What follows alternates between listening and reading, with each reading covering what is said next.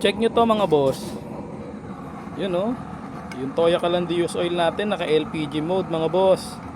Asul na asul yung apoy na nilalabas niya mga boss. Kita nyo. Diba?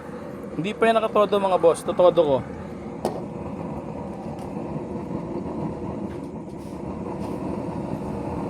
Yan mga boss, nakatodo na. Oh, ganda talaga ng apoy oh. Perfect na perfect to para sa may mga karinderya mga boss. Sigurado makakatipid kayo dahil use oil lang yung gamit dito. Yan oh. Ang konsumo nga lang namin ito boss, mga boss, yung 7 liters na nabibili namin dito sa mga motor shop is tumatagal lang sa amin siya ng 8 to 9 days. Actually marami niluluto namin. Kagandahan dito mga boss, talagang ganda ng apoy niya. Bukod sa maganda, napakainit po talaga niyan. Hindi kayo mahihirapan magluto pagka ito po yung gamit-gamit ninyong kalan. Murang-mura lang din yung gastos niyo dito pag ito yung ginamit niyo sa pagluluto.